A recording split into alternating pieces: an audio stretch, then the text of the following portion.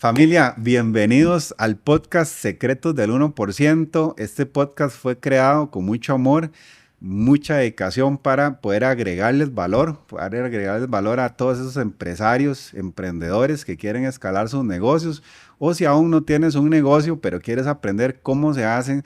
Decidimos traer a mentes brillantes del mercado latinoamericano y también, por supuesto, de Costa Rica. Hoy nos acompaña un invitado de lujo y un gran honor, de verdad, Joe, que esté aquí con nosotros. Bienvenido al podcast Secretos del 1%. Muchísimas gracias, te lo agradezco muchísimo. Joe Phillips, ¿verdad? Joe Phillips, correcto. Joe Phillips, Ese buenísimo. soy yo. Buenísimo, descendencia escocesa. Escocesa, sí, pero hace muchas generaciones que vinieron aquí a Costa Rica. Más tico que el gallo pinto. Más tico que el gallo pinto, Sí. La verdad que muy orgulloso de ser de este país. Y bueno, para presentarte rápidamente, Joe, porque la verdad es que tienes un currículum asombroso y para mí es un verdadero honor que estés aquí conmigo hoy. Te agradezco muchísimo. Sumando valor. El honor es mío. Sí, de verdad que, bueno, primero, autor de un gran libro, Cinturón Negro de la IA. Y pues me encanta que hayas combinado tus pasiones.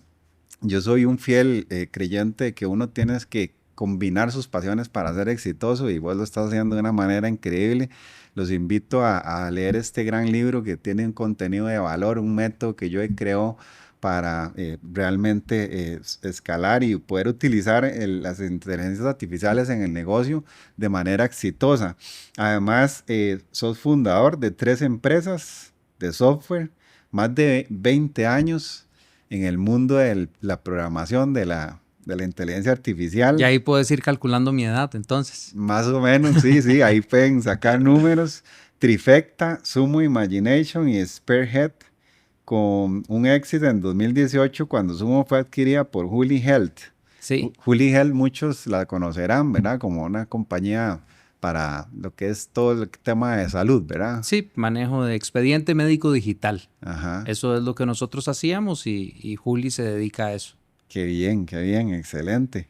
Y tienes más de 1000 clientes SaaS y una empresa que tiene pues una planilla, supera los 100 empleados, ¿verdad? Somos 114, sí. 114 personas, pues el nivel de estrés y el nivel de valor que nos puedes aportar a los que vamos ahí un poco más atrás, ¿verdad? Creo que es muchísimo y la verdad que es un honor, de verdad, Joe.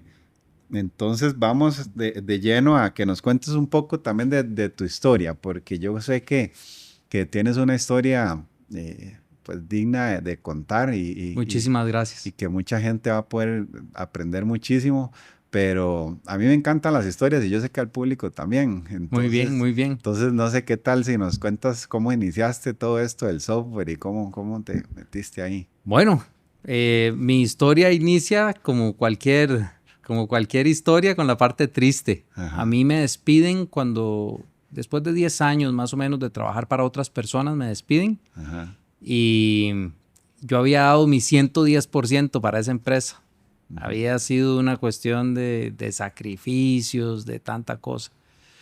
Y en esa ocasión que me toca que me digan, mire, la empresa no está bien de recursos, vamos a tener que hacer un recorte masivo de colaboradores, apreciamos todo lo que usted ha hecho por la empresa, pero lo vamos a invitar a ser exitoso en otro lugar. Yo decido no volver a trabajar nunca más para alguien más. Uh-huh. Cosa que es un poco irónico porque ahora trabajo para 1100 o 1200 clientes que sí, todos son como patrones míos que sí, piden cosas y exigen cosas. Más demandantes. Sí, a veces es más demandante que tener un solo jefe, tener tantos. Sí. Pero bueno, entonces decidí junto con otros 3 colaboradores, bueno, era un colaborador y 2 ex colaboradores, armar una empresita. Y esa empresita de software que armamos en ese momento, decidimos que íbamos a hacerlo todo a través de la automatización. Entonces, todos los procesos que pudiéramos automatizar iban a ser automatizados. Eso fue lo primero que decidimos, porque éramos solamente nosotros 4 corriendo toda la operación. Wow. Entonces, era como de volverse loco. Trabajábamos 16 horas diarias. Era bastante trabajo y lo que decidimos hacer fue realmente el éxito y el pilar sobre el que se construyó toda la empresa. Excelente. Excelente, pero más atrás de eso, pues hay muchísimo, pero ahí vamos a ir sacando poco a poco. Poco Tenemos a poco. un tiempo muy bonito que vamos a compartir y yo Claro sé que sí. que vas a contar otras historias porque nada fue fácil, ¿verdad? O sea, Nunca es fácil. exacto, Nunca es fácil. A veces la gente ve la punta del iceberg, que es, digamos, el éxito percibido, ¿verdad? exacto. Y detrás de eso hay un montón de historia, un montón de luchas, un montón de sacrificios, Ujú. un montón de cosas. ¿Cuál es el nicho principal hoy yo a que se dirigen? Nosotros tenemos dos nichos. Ujú. Hacemos software a la medida, Ujú. que es que un cliente viene con un dolor específico y nosotros le buscamos una solución tecnológica que sea como un traje a la medida. Y la otra que hacemos es CRM, que es un software específico para manejar las relaciones con los clientes. Genial, muy bien. Y contame un poco del libro, Joe, porque ahora vamos a entrar más a profundidad, pero podrías contarnos un poco cómo te inspiraste pues a crear este libro, este gran método que tienes y qué fue lo que te inspiró a hacerlo. Claro que sí. Mira, este libro yo digo que tengo 20 años escribiéndolo, porque es una cosa que yo decía, no, yo quiero escribir sobre este tema, sobre este otro tema, sobre... Y ha sido una historia como que va uno generándolo en la cabeza, tal vez. Ujú, ujú. Y hace un par de años, pues tuve el llamado de sentarme a escribirlo y me senté y le di, y por lo menos 2 años llevamos de esfuerzo Ujú, construyendo el libro. ujú. El libro inició con algunos fundamentos de negocios Ajá. y algunos fundamentos tecnológicos. Cuando nace ChatGPT y todos, bueno, se democratiza, digamos, la inteligencia artificial, Sí. porque yo antes de eso había sacado una especialidad en Machine Learning, que es la base, el pilar sobre el que se construye la inteligencia artificial. Yo decido pues entonces redirigirlo hacia allá, redirigir ese método, ese conocimiento, eso a la inteligencia artificial. Ujú.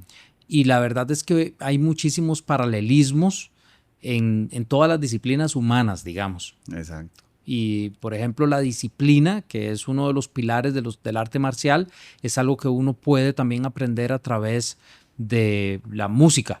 Entonces, si un niño aprende piano, tiene que tener disciplina. Y si un niño aprende taekwondo o cualquier otro arte marcial, necesita tener disciplina. No es que sea específico de las artes marciales, pero como es mi camino, el camino de las artes marciales es mi camino, entonces como que nace esa metodología por cinturones, entonces, ¿qué es el cinturón blanco? ¿Qué es el cinturón amarillo? Y van creciendo los cinturones basados uno encima del otro, Ujú. y incluyendo y utilizándolo como para construir el edificio, ¿verdad? Ajá, correcto. Entonces de ahí nace la metodología del libro y el libro mismo. Sos un apasionado entonces también de las artes marciales, ¿verdad? Pues soy un apasionado, tengo 15 años de practicar, tengo nivel de maestro, que es un poco más allá que ser cinturón negro. Qué bien. Y es un arte marcial que la gente no conoce, más que todo aquí en Costa Rica no es muy popular. Ujú. En otros países de Latinoamérica se ha popularizado más, se llama Hapkido, es un arte marcial coreano de defensa personal. Qué bien, qué bien. Bueno, ya saben que no se pueden meter con Joe si se lo encuentran. No, Cruzando y para eso no es el arte marcial es para proteger, no para romper ni atacar. Muy bien, excelente. Qué bueno, Joe. Y cuéntame una cosa, bueno, ahora me acabas de dar una gran noticia que me llena de felicidad, la verdad, por vos. Ahora sos speaking internacional. Y vas a hacer también una conferencia en Miami, ¿verdad? Junto con Ismael Cala, ¿así es? Sí, es correcto. Increíble, ¿no? Tengo el honor de Felicidades. muchísimas gracias, de haber sido invitado. Es la primera vez que soy speaker fuera de mi país. Ujú. Entonces ya me voy a estrenar como speaker internacional.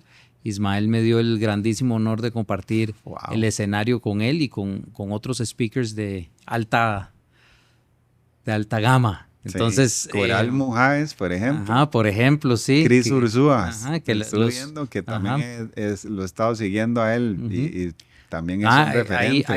Hay varias personas y que Coral son... es como top, ¿verdad? En la Sí, rama sí, femenina. y vieras que es súper buena speaker. Sí, Es súper demasiado. buena, tiene punch. Vas a tener Entonces, que sacar Voy a tener todo que tu sacar, repertorio. exactamente, voy a tener que esforzarme al 110%. Ese es el secreto. Increíble. El secreto es siempre intentar de estar donde están los mejores, ¿verdad?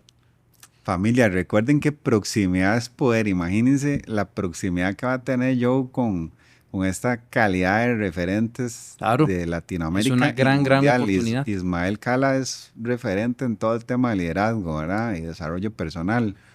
Tiene dos pilares. Ismael tiene el pilar de desarrollo personal y de meditación y de crecimiento. Él es uno de mis mentores. Y tiene la parte de hablar en público, porque él es extraordinario orador, Exacto. pero extraordinario.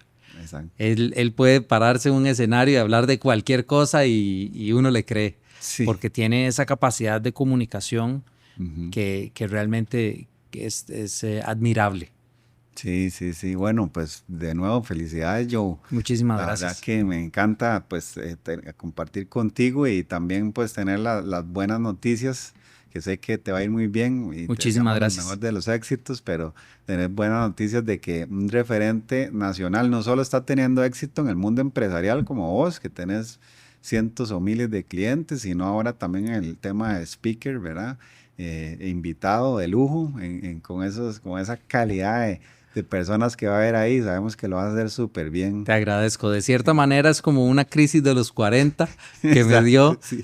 muchos años tras bambalinas Ajá. en la empresa, porque mi área es el área tecnológica, es mantener los servidores funcionando y cierta parte también me involucro en la parte del desarrollo y la parte de arquitectura de los softwares de los clientes y los nuestros propios. Entonces, 20 años en la parte ahí como tras bambalinas. Backend, exactamente.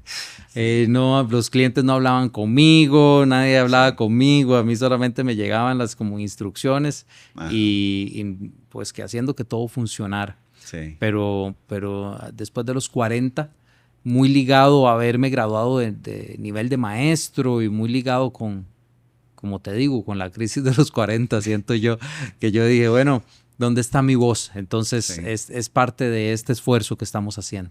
Muy bien, bueno, yo me identifico también mucho en esa parte, porque yo también soy desarrollador de software, creo que te conté en una canción, estudié en el tecnológico y trabajé para varias empresas, luego fundé mi propia empresa, encontré rápidamente que no era mi pasión, así que me dediqué a lo que me apasiona, que es el ciclismo y todo lo hago alrededor del ciclismo y estuve igual que vos, casi 20 años detrás de bambalinas ahí hasta que yo creo que más que crisis, pues te entiendo, ¿verdad? Es una forma de decirlo, pero una vez con John Maxwell realmente encontré que ese era mi propósito, ayudar a otros y de hecho por eso se creó este podcast, ¿verdad? Por Buenísimo. ayudar a otros a poder crecer sus negocios. Ya lo que nosotros hemos recorrido, tanto vos como yo y todos los que han estado acá y los que van a estar, han recorrido un camino de años de sufrimiento y también de victorias, porque no todo sufrimiento, son más las victorias, por supuesto, pero que podamos hacer que otras personas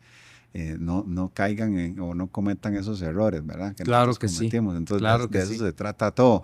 Y vos sos una persona que sos demasiado servicial y eso lo reconozco desde que te conocí. ¿Cómo hace un líder, Joe, para realmente que ser una persona que se destaca por su liderazgo en la empresa? ¿Qué tiene que hacer? ¿Cómo tiene que ser ese líder? Bueno, qué interesante que me hagas esa pregunta, porque ahora que mencionabas a John Maxwell, yo soy coach certificado de John Maxwell, entonces tenemos como esa afinidad también. No nos topamos allá, pero nos topamos ahora, ¿verdad? Exacto. Es interesantísimo. El líder en general, el líder máximo, el líder supremo, es la persona que forma a otros líderes. Yo creo que ese es el secreto del liderazgo. No formar seguidores para que sean buenos seguidores, sino formar personas para que ellos mismos puedan liderar. Exacto. Y que se puedan liderar a sí mismos y que puedan liderar a otros. Entonces, de todas las... Porque John Maxwell ha escrito, no sé, 80 libros probablemente. Exacto. En sus 80 años ha escrito 80 libros. Y hay muchísimo que aprender de él, pero esa es para mí la principal de sus enseñanzas. Una secundaria es que la organización nunca crece más allá de la capacidad del líder mismo. Entonces uno siempre tiene que buscar crecer, crecer, crecer. Crecer y formar líderes. Entonces, esa sería mi respuesta. Genial, genial, Joey. Y cuéntame algo. Ahorita mismo, ¿cuál es tu nivel de facturación para que las personas también puedan entender un poco? Si es que lo puedes decir o no. No, yo preferiría no decirlo. No decirlo, okay. No, yo preferiría no decirlo. Genial, ahí. Genial, pero has ayudado a cientos o miles de empresas en el mercado. Ahora con todo el tema de la IA, ¿qué consejo le podríamos dar a las personas que están a punto de crear un negocio? Se dice que la IA va a hacer un cambio en la industria, o ya lo hizo, ¿no? A partir del 2023 que nació ChatGPT, y donde se van a crear la mayor cantidad de millonarios de la historia. Y muchas personas hoy de pronto quieren iniciar un negocio y no tienen ni la menor idea qué hacer con IA. ¿Qué consejo le podríamos dar? Mira, ya tanto tú como yo peinamos canas, ¿verdad? Sí. Entonces hemos visto, por las generaciones a las que pertenecemos, hemos visto, y creo que somos como de la misma edad, como de la misma generación. Misma. Hemos visto unas oleadas, la oleada del internet y la oleada del .com, la oleada de las apps, la oleada de las plataformas de social media. Y hemos visto a muchas personas hacerse millonarias, billonarias. Esta nueva ola, porque eso es lo que es, una ola, que estamos viendo apenas el inicio de la inteligencia artificial. Esta es, como decíamos, una punta del iceberg. Vienen cosas maravillosas. Unido mucho la inteligencia artificial con la robótica, vamos a ver cosas muy interesantes suceder en los próximos 5 o 10 años. Y yo invito a todas las personas, todas, porque todos tenemos capacidad de beneficiarnos de esta ola. Así como si vemos en retrospectiva, todos hubiéramos tenido el potencial de beneficiarnos con las plataformas de redes sociales y con el advenimiento del internet. Ahora uno lo ve hacia atrás y uno dice, no, hubiera sido sencillo. Yo siempre hago mofa porque cuando se creó Facebook, se creó un lenguaje que era, digamos, mi principal lenguaje de ese momento, con una base de datos que era la que yo más conocía. Entonces yo decía, yo tenía la capacidad técnica de crear Facebook. Sí. Y porque tampoco era un programa muy desarrollado. Yo tenía la capacidad técnica. Lo que no tuve fue la visión y lo que no tuve fue ese ímpetu de decir, no, yo puedo. En ese instante es muy interesante porque se realizó con un lenguaje que se llama PHP, con una base de datos que se llama MySQL. Sí. Y eso era lo que yo usaba todos los días para trabajar. Entonces yo lo que digo es, bueno, si hubiera invertido, no sé, 2 o 3 meses de desarrollo, hubiera podido crear Facebook y sería, en vez de Mark Zuckerberg, sería Joe Phillips, ¿verdad? Pero bueno, no estaba ni en la posición correcta ni con la mentalidad correcta. Entonces yo los invito a todos a saber que la inteligencia artificial es para todos, es un invento para la humanidad. Y como cualquier instrumento o herramienta puede ser utilizada para el bien o puede ser utilizada para cosas destructivas, que también vamos a ver muchísimo de eso, muchas estafas, mucha cosa de utilizar la herramienta para mal. Pero la herramienta como herramienta no es ni buena ni mala. Es simplemente cómo la utilice uno y está al alcance de todos y por qué no que cada una de las personas busque cómo apalancar su nuevo negocio, que era lo que estabas hablando, cómo apalancar ese nuevo negocio con una tecnología tan poderosa como la inteligencia artificial. Genial. Y vos aprendiste a utilizar la inteligencia artificial mucho antes de que inclusive existiera, ¿no? ChatGPT, por ejemplo, tenés una certificación en el año 2021 de Machine Learning. ¿Nos puedes explicarnos un poco? Sí, claro que sí. Porque realmente esto pues puede mostrarle a la gente que no sos nuevo en la materia, ¿verdad? No soy nuevo en la materia, siempre me ha llamado la atención. En la universidad en el año 2001, 2002, y otra vez ahí van a ir calculando también la edad, yo recibí un curso de inteligencia artificial. La inteligencia artificial no es nueva, tiene décadas de existir. Y en esa inteligencia artificial el profesor tenía un doctorado en lingüística computacional y era como el reconocimiento de voz. Y yo sé que todos hemos sufrido a Siri en el iPhone, ¿verdad? Sí. Que uno le decía una cosa y entendía completamente otra. Llamaba a la mamá cuando quería llamar a la esposa y todo. Exactamente. Es muy difícil, la verdad. Es muy difícil. El reconocimiento de voz no es sencillo. Sí. Ahora nos parece muy natural. No sé si viste que hace unos días ChatGPT sacó una actualización y entonces ahora es como más conversacional, como que estuviéramos conversando. Ella no espera que termines tu idea, sino que te dice, sí, y parece como más natural la conversación. La verdad es que sí es increíble lo que hemos logrado, pero mis inicios con la parte de inteligencia artificial fueron hace más de 2 décadas. Y en el año 2021, estando todos guardados en la casa por pandemia, nosotros, pues en la casa tomamos la decisión de que todos íbamos a aprender algo.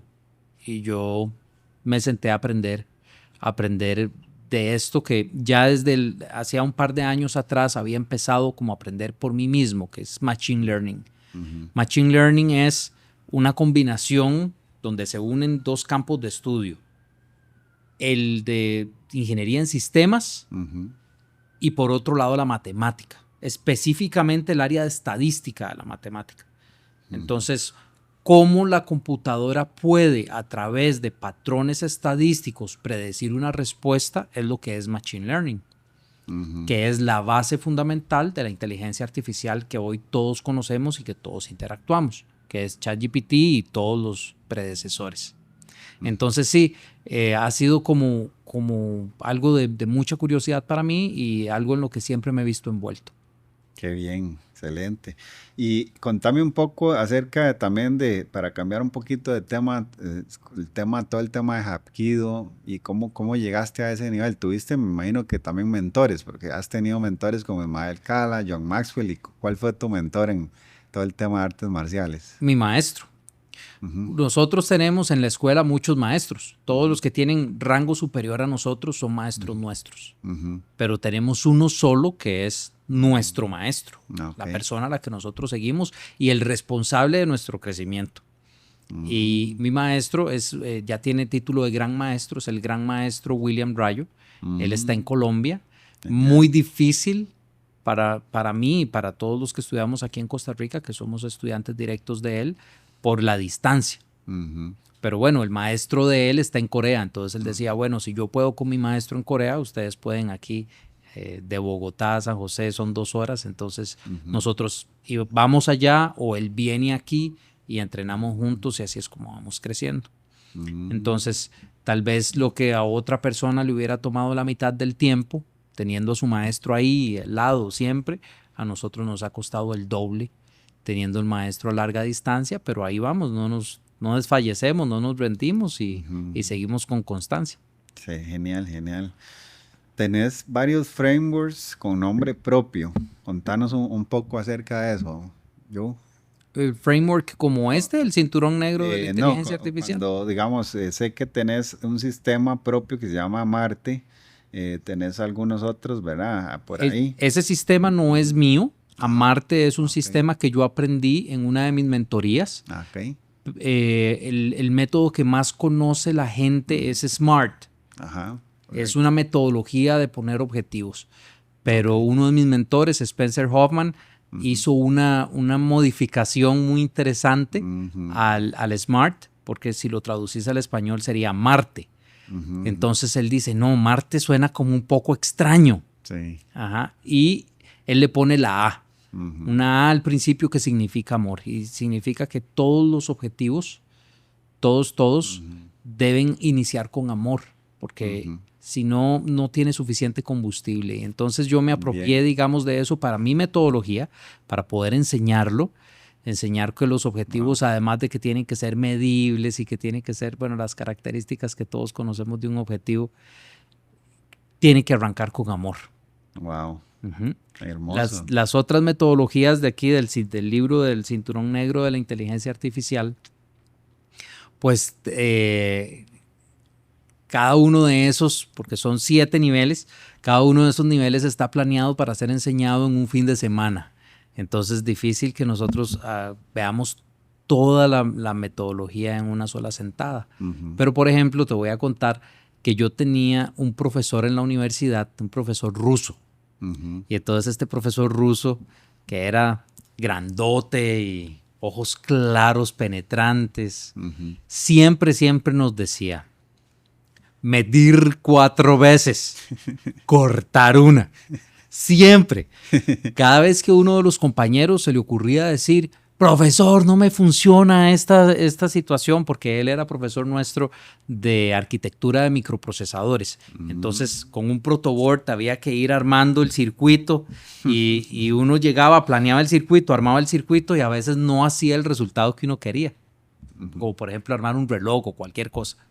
Y entonces, profesor, esto no me sirve. Y entonces el profesor solamente respondía, medir 4 veces, cortar una. Entonces esa situación hacía que la persona dijera, no me queda otra cosa más que devolverme a la mesa de dibujo, ver qué fue lo que dibujé mal para ver la implementación, porque él nunca nos enseñó, nos corrigió, digamos, él nos enseñaba la teoría, pero no nos corregía qué teníamos malo. Eso lo que significaba es vuelva a la mesa de dibujo, vea, revise y vuelva otra vez a plantear. Entonces, esa también me la apropié yo. Y para la inteligencia artificial, para mí, medir 4 veces significa 4 diferentes aristas. Antes de la implementación de la inteligencia artificial, yo tengo que saber no solamente qué voy a hacer, porque esa es la primera, el qué, sino qué es lo que quiero conseguir. Porque muchísimas veces la persona se enfoca solo en lo que ideó al inicio, que era lo que quería. Y se le olvida cuál era el objetivo, a dónde quería llegar.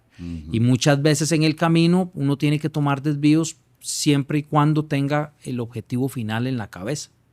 Entonces, para mí, esa es la primera medición. La segunda medición es cómo lo voy a hacer. Entonces, me siento y planeo paso a paso. Paso 1, paso 2, paso 3. Cuando tengo los pasos ya descritos de lo que quiero hacer, tengo una tercera medición que es quién. ¿Quién en la organización va a realizar los pasos? ¿Quién en la organización va a dejar de realizar algunas tareas? Porque mucho de la inteligencia artificial y la automatización tienen que ver con eso, con dejar de hacer unas tareas. Entonces, ¿quién va a ser desplazado? ¿Y a quién? Porque esta es la parte que muchas personas no se preguntan, le va a quedar una sobrecarga de trabajo. Una sobrecarga de trabajo porque al acelerar y automatizar un proceso, el siguiente paso del proceso va a recibir, las entradas de ese proceso van a ser mucho más rápidas. Entonces, a alguna persona la podríamos aplastar con esa velocidad, ¿verdad? Y la última es cuánto me va a costar. Entonces tenemos qué, cómo, quién y cuánto. Esa es medir 4 veces para finalmente aplicar la inteligencia artificial. Excelente, muy bien. Súper. Joe, contame una cosa. Vos naciste en San José, ¿cierto? San José, Costa Rica.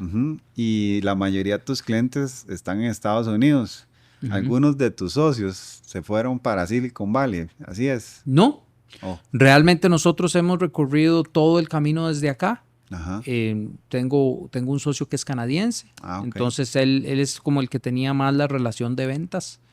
Y uno de los socios es experto en mercadeo, entonces hicimos un embudo de mercadeo suficientemente bueno como para que las ventas fueran prácticamente secundarias para nosotros. Y la adquisición de los clientes ha sido toda desde aquí. Por supuesto, el socio canadiense ha tenido mucho que ver con el éxito de la empresa, que habla no solamente el inglés nativo, sino que piensa como ellos, como los clientes. Importante. Así es. ¿Y por qué al final decidiste quedarte acá y no irte, digamos, para Canadá, Estados Unidos? ¿Qué te hizo quedarte? Mira, la verdad es que en Costa Rica, más que todo antes, ahora es un poco más competitivo. Inclusive en mi organización nosotros tenemos muchísimos colaboradores de otras latitudes en Latinoamérica que son más económicos, pero aquí es mucho más económico contratar recurso humano que lo que es en Estados Unidos. Entonces esa es como la ventaja injusta del startup, ¿verdad? Claro. La diferenciación de costos, podemos cobrar precios de allá y de cierta manera tener los Reducir costos de aquí, gastos. ¿verdad? Entonces esa fue como la tónica del servicio y ha funcionado bien hasta ahora. Nunca han tenido, digamos, ningún inconveniente con clientes de Estados Unidos, ha podido trabajar bien para aquellas personas que hoy quieren vender en Estados Unidos y dicen, no, es que yo de Costa Rica, ¿cómo voy a hacer para vender allá? O desde Latinoamérica. No, realmente el Internet rompe cualquier barrera. Nosotros, pues la barrera de comunicación, por ejemplo, nosotros hemos contemplado tener clientes en Europa y tenemos la desventaja en Europa de la diferencia horaria. Claro. Con Estados Unidos no sucede eso, estamos en las mismas zonas horarias, entonces cuando aquí es horas de oficina, allá es horas de oficina, entonces no tenemos problema. Y como te digo, el Internet nos abrió una puerta, porque realmente es así, nos abrió una puerta que de cierta manera nos quitó todas las barreras. Excelente. Cualquier persona podría estar vendiendo entonces en el mercado norteamericano hoy. Cualquier persona, y yo te voy a decir una cosa. El otro día, hace tiempo, le dije a mi hija que hiciera como un negocio. Y entonces yo le decía, mira, es que en eBay, y aquí yo no sé si vamos a cortar esto porque es un negocio secreto. En eBay existe la posibilidad de vender semillas. Y nosotros en la casa tenemos una serie de árboles de guayaba, pero es una guayaba especial que es rosada por dentro. No sé si la has comido. Sí, claro, riquísima. Ajá, es buenísima. Una bolsita de semillas de ese árbol que trae, no sé, de entre 5 y 10 semillas, tiene un costo de $5.99. No. Y esos árboles botan guayabas. Miles de guayabas. Y nosotros primero hacemos jalea. Ajá.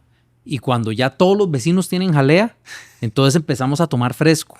Y cuando todos ya estamos cansados de tomar fresco, de hacer todas las maneras posibles de guayabas, en ese momento empezamos a mandárselas a unos conocidos que tienen caballos, para que los caballos se coman las guayabas, porque es una cosa, pero impresionante la cantidad de guayabas que tiran los árboles. Sí. Ajá. Y yo le digo, ¿usted sabe a $5.99 que le cueste 99 centavos hacer el envío del sobrecito?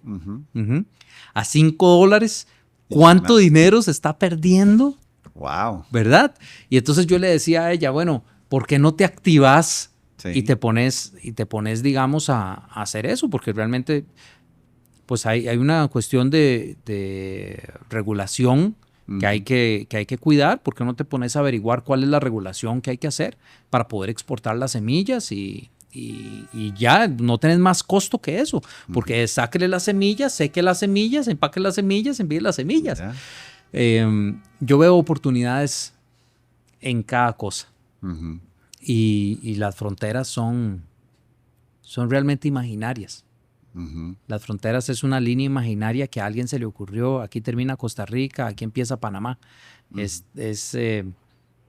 No hay límites. No hay límites para exportar lo que uno sabe, para exportar lo que uno puede agregar valor, a menos de que haya un bloqueo como ahora, ¿verdad? Sí. Que hay bloqueos con Cuba, hay bloqueo con Corea del Norte. Y Pero a menos de que sea eso, Sí. no hay límite. Podemos transar con todos y generar valor con todos. Muy bien. Y Costa Rica también, vamos a decirlo, porque toda Latinoamérica, cualquier persona que nos esté viendo de otros países puede hacerlo, ¿no? Claro. Pero en el caso de Costa Rica también tiene cierta reputación en el mercado, ¿cierto? También, Sí. tanto por supuesto en el mercado digital y de software, como también en todo el tema de calidad, turismo, en todo. Entonces también nos podemos beneficiar de ese nombre que ha creado el país, ¿verdad? A lo largo de los años, ¿cierto? Claro que sí. Claro que sí. Entonces, y es un punto importantísimo el que estás tocando, que se ha invertido mucho desde la abolición del ejército aquí en Costa Rica. Se ha invertido montones en la educación de la gente y el recurso humano es muy bueno.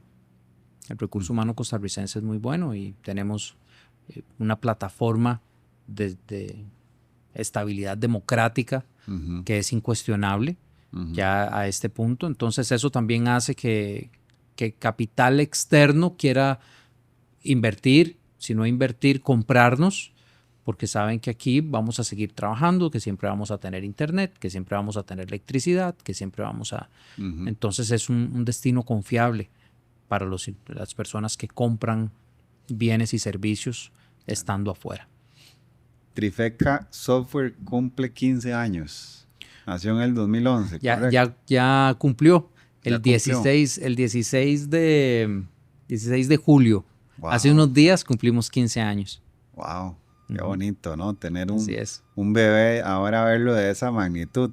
Joey, ¿qué has aprendido en todos estos años como founder y tan joven? Porque iniciaste muy joven, ¿cierto? A los 30. A los 30. Entonces yo empecé a trabajar a los 20, a los 30 aproximadamente me despidieron. Ajá. Y el resto ha sido esos 15 años. Ahora sí ya pueden sacar la matemática fácil, ¿verdad? Sí, ¿y qué te ha enseñado todo este camino de 15 años que puedes compartirle a la gente? Que no es fácil, pero es posible. Ese es si me pones a resumirlo, esa sería mi participación. Sí. Que para nada ha sido fácil, pero que es posible. Genial. Todas las personas pueden. Tienen todas las herramientas. En su teléfono celular está la posibilidad de conquistar al mundo. Los límites están en la mente, ¿cierto? Los límites siempre están en la mente, pero estando, como decíamos,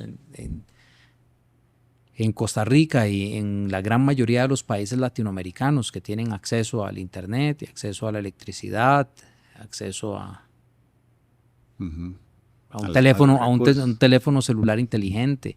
¿Y qué harías hoy, Joe, que el Joe de hace 15 años no hubiera hecho? ¿Qué haría o qué hago? ¿Qué haría hoy, o más bien, que diferente a ese Joe de hace 15 años? El Joe de hace 15 años operaba su negocio. Esa es la diferencia. El Joe de hace 15 años tenía que programar, por ejemplo. Hace muchos años que no programo. Que a pesar de que soy ingeniero en sistemas y que me gusta, a mí me gusta desarrollar, que ya no me queda espacio para eso porque tengo que estar atendiendo otras prioridades del negocio, que es estar encima del recurso humano, estar encima de lo que los clientes necesitan, estar encima de todo esto. Y a veces yo digo, no, tan bonito que era que me dejaran en mi esquina desarrollando y resolviendo problemas de un tipo tal vez más fácil. Sí. Es más fácil resolver con la máquina. Si una máquina no funciona por dos razones, o está el software mal o está el hardware mal. Entonces, si el hardware está mal, compre una máquina nueva, bote esa, ponga la nueva y listo, vámonos. Y si el software está mal, fue porque alguien, y probablemente fui yo, tomó una decisión equivocada a la hora de dar las instrucciones. Entonces, es solamente revisar las instrucciones, modificarlas, mejorarlas, corregirlas y listo. Con las personitas no es tan fácil. Manejar personas es más difícil. Entonces el Joe de hace 15 años se enfocaba en las máquinas, en lo que la máquina tenía que hacer, y el Joe de hoy se enfoca completamente en lo que las personas deben estar haciendo en la organización. Genial. En el 2018 vendiste Sumo a Juli Health. ¿Cuál fue el momento exacto en que supiste que vender era la decisión correcta y no un capricho? Yo tengo la gran fortuna de que tengo un socio que tiene una visión muy fría de los negocios.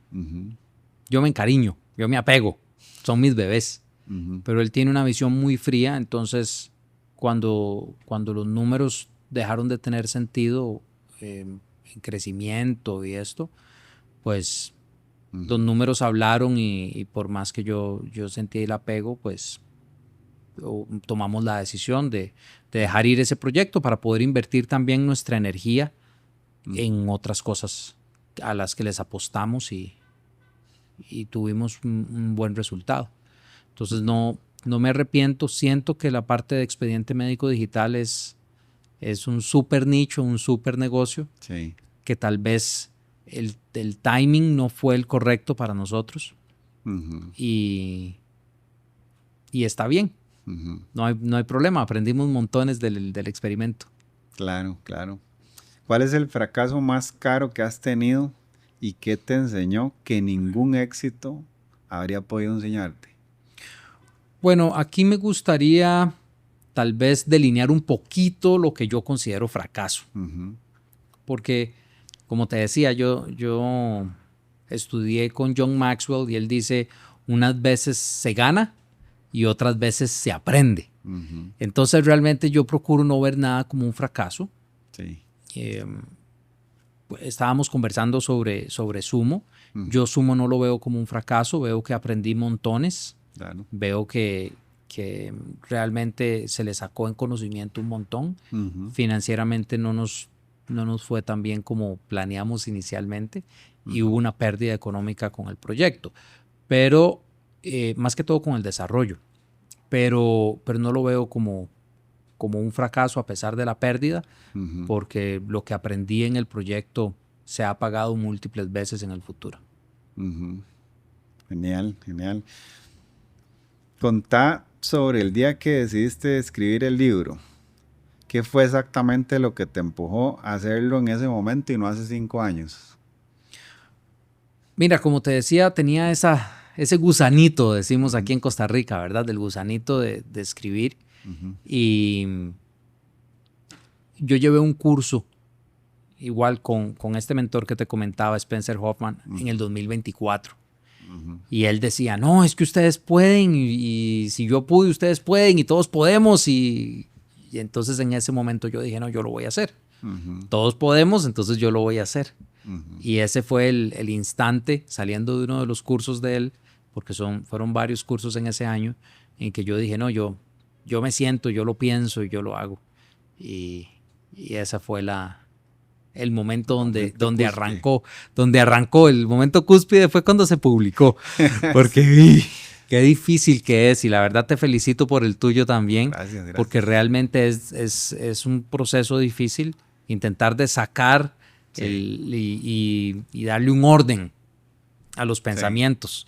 Porque uno tiene muchos pensamientos, pero a veces tienen coherencia solo en la cabeza de uno. Uno tiene que buscar la manera de amarrarlos y de hacer. Entonces el momento cúspide fue cuando lo publiqué y el momento del chispazo ese de decir no, lo voy a hacer y ahora sí estoy listo. También fue ese otro momento hace 2 años. Muy bien, hablamos un poquito de negocio. ¿Qué idea profundamente aceptada en el mundo del emprendimiento crees que está completamente equivocada? Que el emprendimiento te da libertad. Y aquí también me gustaría hacer una diferenciación. No es lo mismo tener un emprendimiento que una empresa. Mientras tengas un emprendimiento, nunca vas a ser libre. Pero es un paso indispensable para poder crear la empresa. Nadie pasa, no voy a decir nadie, no quiero ser absolutista. Sí. Porque habrán personas que encuentran los fondos familiares o de cualquier tipo que logran arrancar la empresa desde el día 1, pero las personas que hemos iniciado desde cero tenemos que pasar por el proceso de emprendimiento. Entonces vamos emprendiendo y en algún momento ese emprendimiento se convierte en empresa y cuando es una empresa tienes libertad. Pero muchas personas venden, no, es que usted va a ser el dueño de su propio tiempo cuando usted emprenda. Y ese está muy, muy lejos de la realidad. Sí, hay que pasar, bueno, lo que muchos conocen como el Valle de la Muerte, ¿no? Así es. Porque, y el nombre, a pesar de que no me guste, es porque muchos se quedan ahí, ¿verdad? Muchos emprendimientos, las personas no se mueren, los emprendimientos sí. Exacto. Y la estadística, cuando una persona emprende, la estadística está completamente en su contra. Porque la estadística de negocios fallidos es altísima. Sí. Creo que más, si no me equivoco, anda por el 90%, ¿no? De los emprendimientos que se crean en 5 años, el 90% desaparece. Sí, y varía de país en país, pero por ahí anda. Sí. Es muy difícil la empresa que llega a 10 años. Y te voy a decir una cosa. Empresa en términos de sociedad anónima, pues el emprendimiento.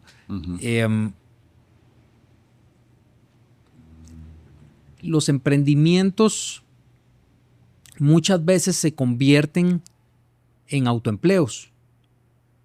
Entonces la persona pasan 10 años y es todavía la misma persona atendiendo su panadería o atendiendo...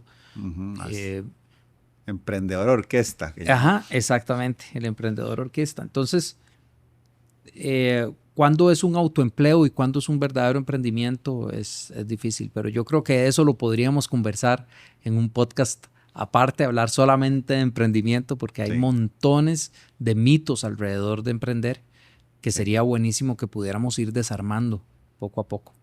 Yo creo que aquí va a haber tela para cortar por mucho tiempo. Así ¿verdad? es, así es. Entonces, ojalá que no sea el último. No, ¿verdad? no va a ser el último jamás. Y si Dios nos da vida, sí, aquí vamos a estar. Hay demasiado, como vos decís, que hablar del tema. Pero por supuesto que, como bien decías antes, es difícil, pero no imposible. Con un sistema se puede lograr. Tienes y toda la para razón. mí lo que más ha impulsado ese crecimiento definitivamente ha sido la proximidad. Proximidad con mentores, proximidad con personas como vos, por ejemplo, que me hacen crecer, que me impulsan a ver que las cosas son posibles, que una empresa fundada por un tico, ¿verdad? También está haciendo tantas cosas importantes en el mercado norteamericano y yo digo, igual eso me inspira. Yo ahorita yo no tengo una empresa internacional, mi empresa es enfocada en servir nacionalmente, a pesar de que también tengo un negocio de turismo y recibo pues gente también de afuera, pero a mí me gustaría expandirme, entonces podría aprender mucho de lo que vos has hecho, ¿verdad? Claro que sí. Entonces, para cuando quieras nos volvemos a sentar y volvemos a conversar de alguna de las otras aristas. Genial. El Hapkido, Joe, enseña que la fuerza propia es el enemigo. Así es. Bueno, yo no estoy tan seguro de eso. Eso es una apreciación que la gente suele tener. Es más enfocarse en la energía del oponente que en la energía de uno mismo. Porque cuando el oponente ataca, uno fluye con él. No se trata de invertir mi energía no es mi enemiga. De hecho, esa armonía parece un baile. No sé si sabes bailar, yo no sé bailar muy bien, pero cuando uno ve una pareja bailando salsa, que la toma y le da vuelta y van y vienen, no hay una lucha de energías. De eso se trata el Hapkido. El Hapkido es como un baile en donde uno aprende a recibir la energía del oponente y juega de alguna manera con esa energía, con ese movimiento, la redirige y la controla. Entonces, digamos que esa es mi perspectiva. Hay perspectivas desde afuera que pudieran decir, no, no se concentre en su energía, sino en la del otro, pero en mi escuela, nosotros, el gran maestro le dice, get together, es en armonía, los todos juntos. Ok, genial ese concepto. Y Joe, ¿en qué momento de tu carrera ejecutiva descubriste que tu propia energía, tu propia fuerza, más bien era lo que te estaba frenando? Ay, muchas veces. Muchas veces. A mí me parece muy interesante, y aquí voy a redirigir un poco la conversación. A mí me gusta muchísimo dos juegos. El juego del ajedrez me gusta mucho y el póker me gusta mucho también. Y son dos juegos completamente diferentes. Porque en el ajedrez todas las piezas posibles, todas están a vista de los dos participantes. Uno puede ver exactamente. Y puede ser que uno cree una trampa de algo que el oponente no vio, pero estaba a su vista. Por el otro lado, en el póker, hay cartas que están ocultas para los dos y cartas que están ocultas para mí y cartas que están ocultas para vos. Entonces, es un juego diferente de eso. Y en el póker, para amarrar con la pregunta que me hiciste, porque tal vez sentís que me estoy dispersando, pero en el póker es muy interesante cómo uno tiene que aprender a decir hasta aquí llegué. En el ajedrez uno juega hasta el final, hasta que ya me mató. Yo busqué todas las posibilidades. En el póker uno aprende a decir ya es suficiente. Ya no, esta mano específica ya no tiene sentido que yo la defienda. Entonces, en la vida, el hapkido y el póker me han enseñado muchísimo a que a veces uno se fija una meta y uno dice, ok, esta es mi meta, y a mí me enseñaron desde muy pequeño, una vez que usted se fija una meta, usted no abandona eso y sale, y muchas veces me ha servido esa mentalidad, pero en otras no saber rendirme me ha costado muchísimo también. Claro. Una inversión energética o de dinero o de la que sea, me ha costado mucho. Entonces, saber cuándo dejar de poner mi fuerza, de invertir mi fuerza en algo, es una de las grandes lecciones de la vida misma. Cuando este proyecto ya no tiene un sentido económico o un sentido estratégico. Excelente. Hay una frase con el tema de los cinturones: el sistema no eres tú. ¿Cuándo la aprendiste en la práctica y no en la teoría? Operando. Es que solamente cuando uno opera su propio negocio, uno se da cuenta de la carga. Cuando uno decide que va a tomar un fin de semana libre y no puede, y tiene que estar con el teléfono constantemente, haga esto, no haga el otro. En ese momento uno es el sistema.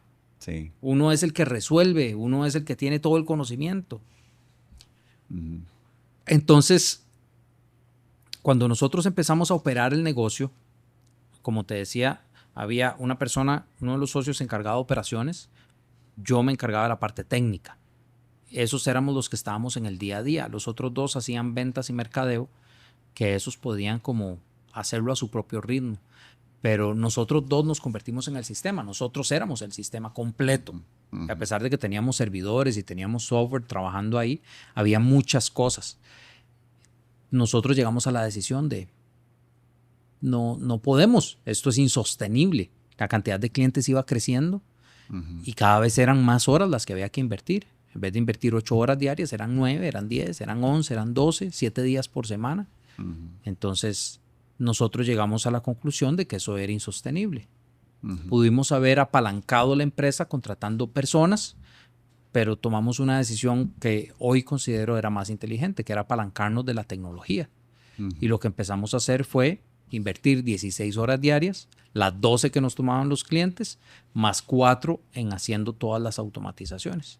Después de un año, ya como el 80-90% de los procesos estaban automatizados. Wow. Y ya entonces empezamos a crecer con colaboradores, poco a poco, pero ya teniendo automatizado la mayoría de los procesos de la compañía. Okay. Entonces ya iba, digamos que en piloto automático, de cierta manera, muchísimas de las cosas que teníamos que realizar. Entonces todo fue más fácil, todo fue con menor fricción. Y cuando se nos ocurría alguna idea, una promoción, alguna cosa que había que hacer, no íbamos a implementar la mano, sino que íbamos y tocábamos el sistema, implementábamos ahí para que quedara automatizado para el futuro. Genial, genial. Este tema de las automatizaciones, la verdad me interesa mucho que nos quedemos un poquito ahí, porque sé que es muy interesante para la mayoría de negocios. Con toda la tecnología que hay hoy en día, ¿qué tipo de empresas podrían aprovechar las automatizaciones y qué tipos definitivamente no pueden beneficiarse de esto? Yo no puedo pensar en uno que no pueda beneficiarse de las automatizaciones. Todas las empresas pueden. Todas las empresas pueden, de una manera u otra, pueden utilizar las automatizaciones para beneficio del cliente final.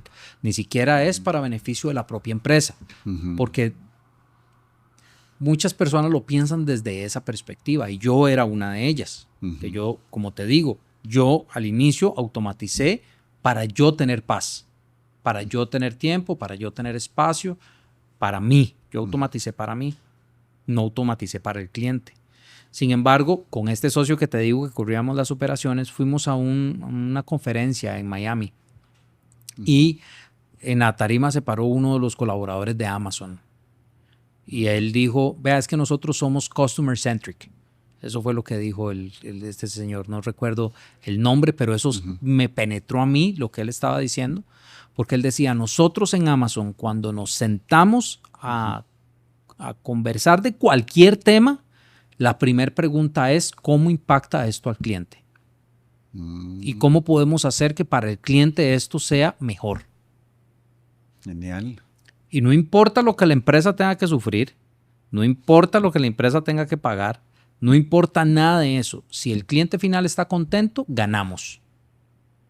Nosotros, mi socio y yo, nos planteamos primero, ok, el primer objetivo es nuestro tiempo.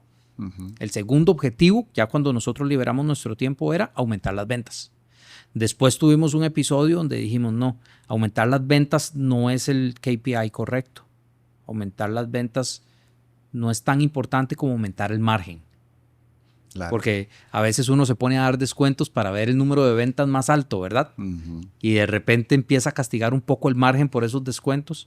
Entonces empezamos a poner el ojo siempre en el margen. Y decir, no, el margen es lo que tenemos que proteger. Y después con esta... Exactamente, exactamente. Y después con esta charla que recibimos, dijimos, no, estamos equivocados. Lo primero es el cliente. Y si uno se concentra en el cliente, el dinero viene, el margen se queda. Empieza como todo a ser mucho más fácil. Y el norte, que era lo que te decía, ¿a dónde quiero llegar? En que el cliente sea más feliz, en el que el cliente esté más contento, que el cliente sienta que el servicio fue mejor. Entonces, en ese momento, nosotros entendimos que esa era nuestra métrica. No he encontrado una mejor y, como te digo, ha sido una progresión. Y a los negocios o los dueños de negocios que me escuchan, les digo, analícenlo en esa progresión en donde están. Si encontraron algo más allá que la satisfacción del cliente, un nivel que sea mejor, nos comparten en los comentarios y me encantaría escuchar también si alguien tiene una perspectiva diferente. Pero en ese camino, nosotros las automatizaciones las hacemos siempre pensando en cómo impacta positivamente eso al cliente, cómo el cliente se siente más feliz, no cómo yo me ahorro tiempos o minutos o lo que sea. Muchas veces el cliente necesita hablar con una persona al otro lado del teléfono. Y la inteligencia artificial no está pudiendo responderle correctamente, estripe un botón, vaya, hable con una persona que entienda su problema y que le pueda resolver o explicar. Ok, vos decías también que tenías dos nichos, ¿verdad? Que uno era las automatizaciones y el otro el CRM. Sí. Con respecto a las automatizaciones, para seguir en este tema, ¿cuáles son las que más las empresas en este momento están necesitando, están buscando, o todas las empresas tienen necesidades diferentes, o para tratar de ver qué es lo que más las personas están hoy o las empresas están tratando de solucionar? Ok, siento que, y disculpa que te modifique tu pregunta, pero siento que más valor entregamos diciendo, si no has hecho ninguna automatización, si quieres iniciar a hacer automatizaciones, la atención al cliente es probablemente la que es más fácil y menos riesgosa. ¿Por qué? Porque si te pones a automatizar cosas que tocan la contabilidad, por ejemplo, o te pones a automatizar cosas que tocan un proceso de operación, cosas con impacto negativo alto pueden suceder. Y te das cuenta 2 o 3 meses después. Bueno, también puede pasar días después, yo no sé si, o minutos después. No sé si estás enterado de un caso de una empresa que se llama Pocket OS. No. Esa empresa metió la inteligencia artificial hasta la cocina. La inteligencia artificial se da cuenta, porque esto sí es cierto, ella se da cuenta que las llaves de acceso a la base de datos fueron vulneradas, que están expuestas, y ella toma la decisión de que, muerto el perro, acabada la rabia, entonces borra la base de datos de producción. Y ella dice, no, para que la base de datos esté segura, porque las llaves están expuestas, borro la base de datos y listo. No. Acto seguido, revisa si quedaron backups a su alcance de esa base de datos que está expuesta y los borra también. Wow. Entonces, borra la base de datos de producción, borra todos los backups que se encontró y mete a la empresa en un problema gigante. Claro. La tumba. Tumba la empresa, buscan el backup que tenían fuera de línea, que fuera más reciente, tenía días de atraso. Sí. O sea, error humano también ahí.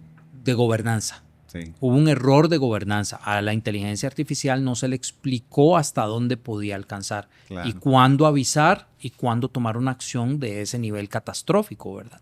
Así es. Entonces, cuando uno quiere implementar automatizaciones con inteligencia artificial, necesitas tener un proceso de gobernanza en donde diga, bueno, usted llega hasta aquí, no llega hasta allá.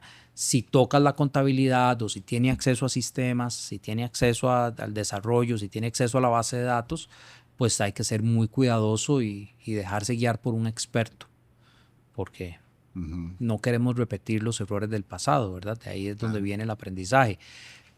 Pero, para volver a tu pregunta, el primer proceso es el responderle a un cliente a través de un chatbot o a través de lo que sea a nivel telefónico, como sea, y auditarlo. Auditar que la inteligencia artificial no le esté mintiendo a los clientes, no le esté diciendo que trabajan 24 horas y la empresa no trabaja 24 horas, para darte un ejemplo muy burdo. Pero sí, que o no, que un producto está y no está. Y no está, exacto. Entonces, ese tipo de cosas son las que se auditan, pero el riesgo es de impactar a un cliente. Si la inteligencia artificial alucinó, que es la manera en la que le llamamos a cuando ella miente, que es que se inventa las cosas, si ella alucinó o alucinó con un cliente, no alucinó con todos o no impactó a todos los clientes, como te decía el ejemplo de PocketOS. Ok, entonces el camino más correcto, ¿cuál debería ser, Joe?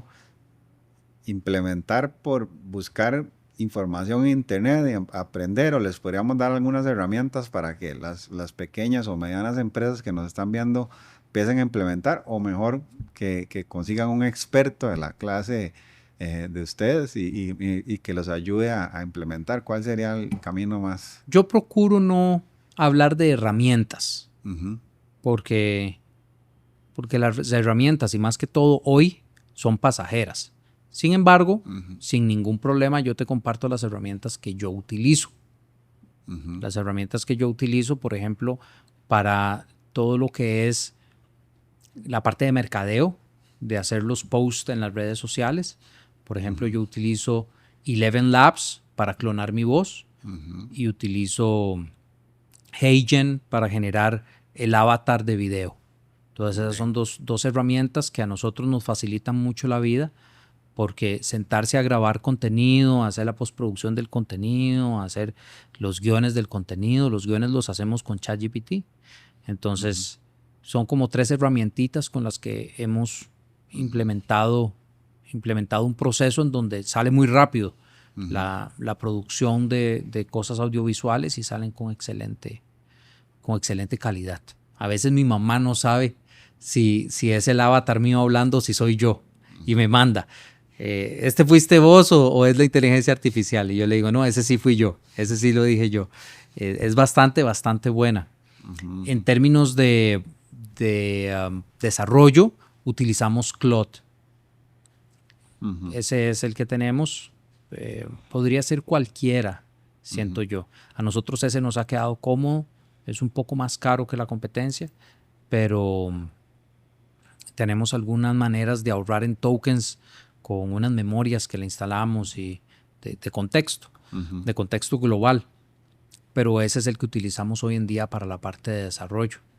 Y para la parte de automatizaciones, con todo lo que tiene que ver con atención al cliente, utilizamos un motor que se llama Gema. Nosotros lo tenemos instalado en nuestros propios equipos, porque si no el consumo de tokens se volvería, como somos una empresa de CRM, entonces tenemos muchísimos. Que es como una IA que... Es una IA que hizo Google, que uno puede instalar en su propia computadora. Entonces,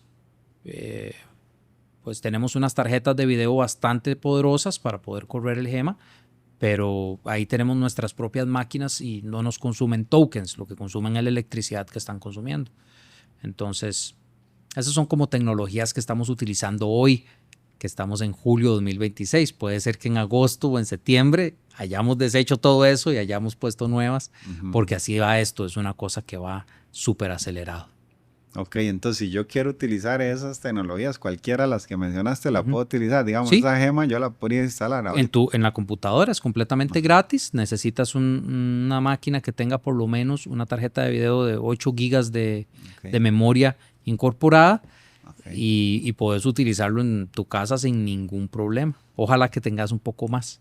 Entre Ok, más memoria RAM tenga esa tarjeta de video, más inteligente va a ser el modelo. ok. Porque ese es el asunto. Ella carga el modelo sobre la memoria. Mm, Y tiene modelos de diferentes tamaños y entre mayor tamaño más cosas saben, más inteligentes van a ser. importante, ¿no? Eso. Sí, Con razón están tan caras las tarjetas ahora. esa es la razón por la que no solo las tarjetas, sino la memoria RAM está tan carísima. Sí, Ujú. sí, sí, increíble. Es Están increíble. como al doble, el triple, creo, Cuádruple. por ahí, Ujú. ¿verdad? Así es. Yo traté hace poco de comprar 16 gigas y nos dije, vamos a posponerlo, a ver si esto se arregla o va a seguir para arriba o qué. Sí, bueno, yo te voy a contar que Google Ujú, ya decidió que, bueno, vos sos ingeniero en sistemas, ujú, entonces vamos a explicarle al público. ujú, La computadora tiene un CPU y el CPU tiene la característica por diseño que él procesa cuestiones genéricas. ujú, Ujú. ujú, La tarjeta de video fue hecha para hacer cálculos matemáticos, porque cuando uno levanta un juego en la tarjeta de video, ella tiene que hacer algo que se llama rendering. Entonces, tiene que definir este píxel, dependiendo de la textura que tenía, ujú, este píxel con este nivel de luz en este ángulo, de qué color le corresponde ser. ujú, Para poder hacer eso, lo hace con operaciones matemáticas. Y entonces dice, ok, a este le corresponde ser de este tono específico. Y eso, miles, por todos los píxeles que tiene la pantalla, millones de... veces la cantidad, porque son como 60 cuadros por segundo, mm, entonces es un tanatón, ¿verdad? Ella claro. tiene que hacer muchísimos procesos matemáticos. Un GPU, por esa característica, está optimizado para hacer esas operaciones matemáticas.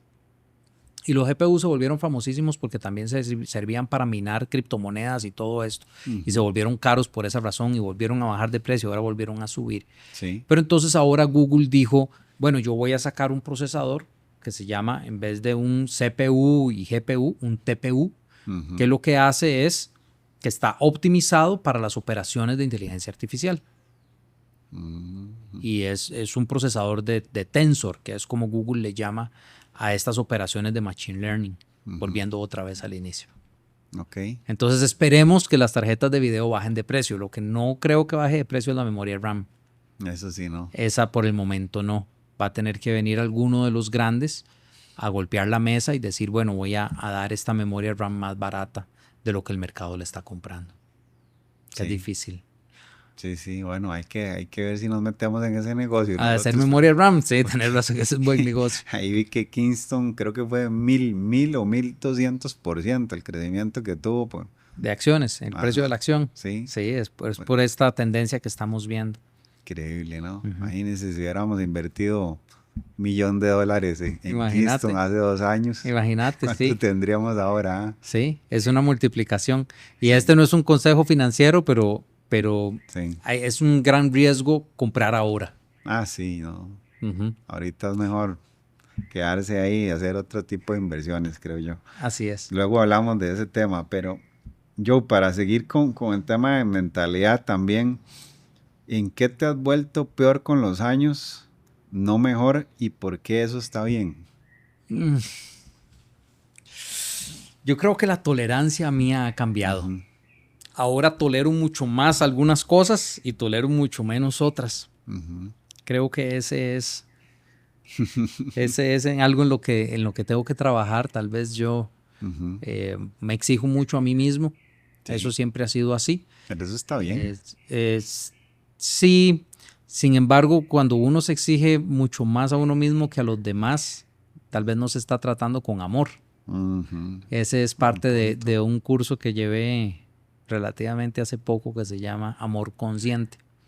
Fui a Ujú, Miami, igual con buenísimo. Spencer Hoffman, en donde uno a veces se trata muy cruelmente, se Ajá. exige mucho. Ujú, Y claro, es bueno porque te lleva a ciertos niveles, pero de cierta manera no te estás tratando con amor. Y la verdad uno nunca deja de ser ese niño de 7 años, ese niño de Sí. 8 años, y uno a veces se maltrata mucho por cómo no pensé, cómo no hice, cómo no, ¿verdad?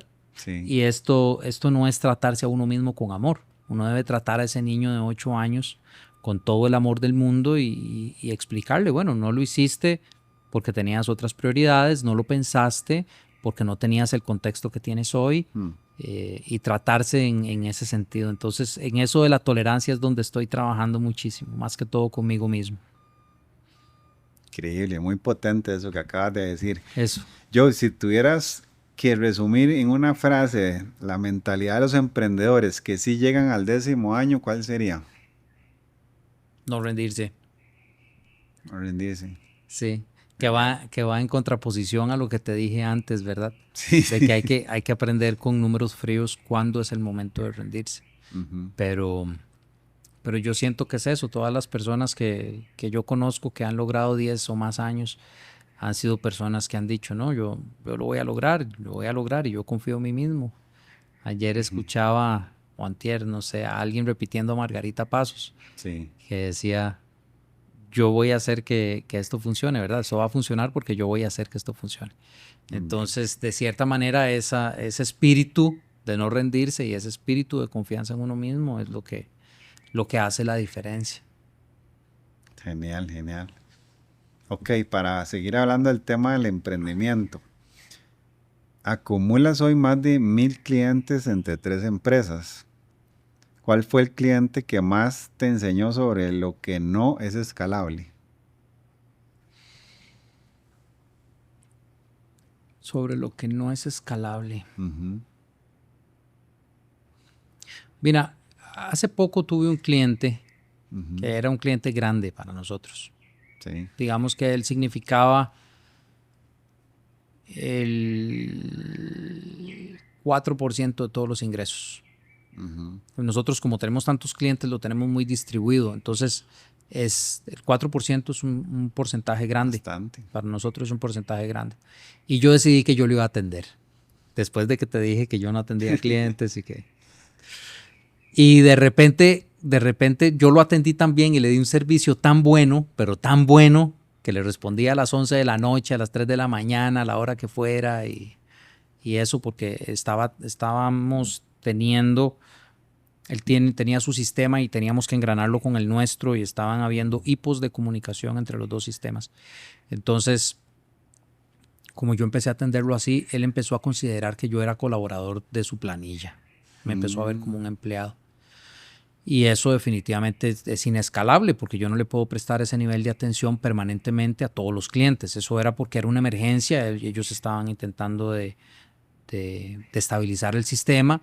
Mi equipo no estaba pudiendo, el equipo de él no estaba pudiendo. Entonces yo, que me encanta ser el bombero que llega a apagar los incendios, yo me lanzo y lo resuelvo, pero él malinterpretó ese gesto de buena voluntad que nunca se le cobró mi participación, ¿verdad? El servicio se le cobraba. Y empezó a exigirme como más cosas ujú, y eso no era escalable, no podía darle. Entonces, ahora ya tomo un poco más de distancia con los clientes, ujú. procuro siempre delegar las cosas que se puedan delegar y si voy a tener una intervención de ese tipo, prefiero que sea silenciosa. Es decir, yo estoy involucrado en el equipo, pero alguien más de mi equipo maneja al cliente. Súper buen consejo, ¿no? Al final perdimos al cliente. El cliente se enojó porque ya yo no le daba el servicio y el Wow. servicio personalizado y decidió irse. Pero bueno, no hay ningún problema. Nuevamente, unas veces se gana y otras se aprende. Una Entonces, muy buena anécdota esa. Yo vieras que también me ha pasado lo mismo.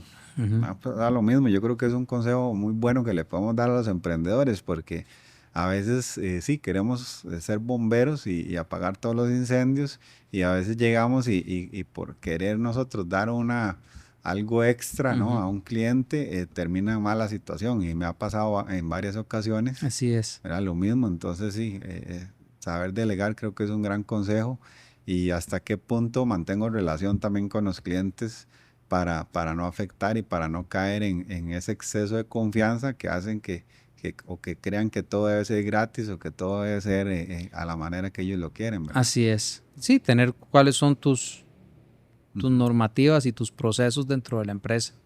Eso a mí me parece que es que uno mismo es el que rompe esas cosas, porque mis colaboradores no rompen las normativas, soy yo el que vengo y digo, que también me pasó una vez, que fue la última vez que toqué el código fuente de la compañía. Entonces ya me habían quitado a mí porque eso fue un proceso. Yo no quería dejar ir una serie de programas que yo había hecho. Y mis socios decían, mire, es que yo no puedo esperar que usted lo haga. Si tenemos desarrolladores aquí, ¿por qué no lo hacen ellos? Y bueno, yo puse mi resistencia. Al final les dije, bueno, hagan lo que les dé la gana. Pasó una situación en la empresa y entonces yo me metí a tocar el código y lo toqué en caliente. Lo levanté y se cayó la cosa, terrible. Fue en el 2000, antes de la pandemia, no recuerdo bien, 2018, 2000, por ahí. Y entonces generé y entonces empiezan a preguntar, pero ¿quién hizo el control de calidad de este cambio? Nadie. ¿Quién aprobó la cosa? Yo. ¿Quién ejecutó la progra? Yo.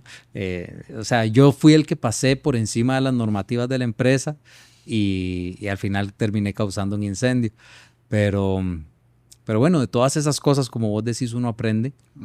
Y tal vez ese sería como el resumen que le quiero dejar a los emprendedores. Si usted pone una normativa, no la rompa. No la rompa usted por dos cosas.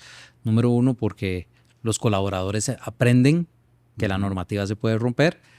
Y número dos, porque tal vez como uno se aleja de ese día a día, tal vez termina rompiendo también las cosas.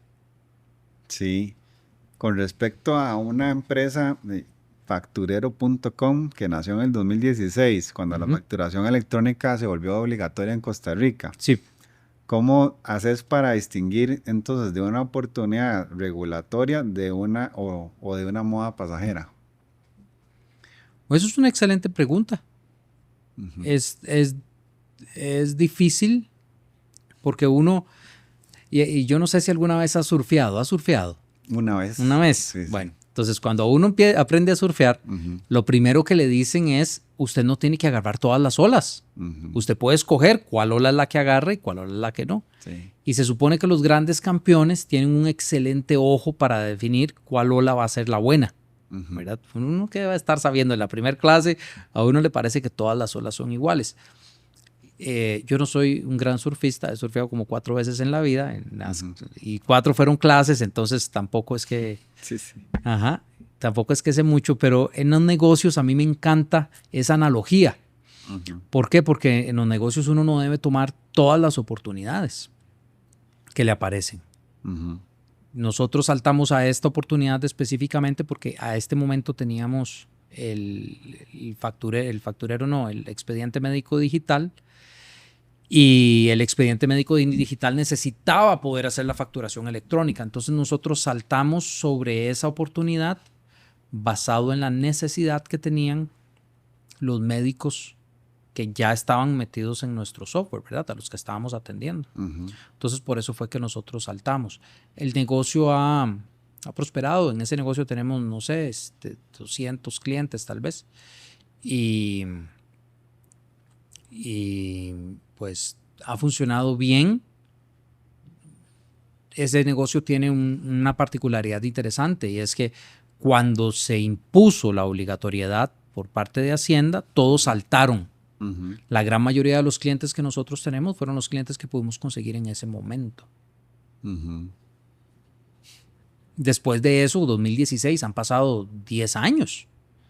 Y la adquisición de ese tipo de clientes no tiene la misma velocidad que tiene la del CRM, por ejemplo. Claro. Entonces, pues nuestro sistema es súper estable, todo funciona.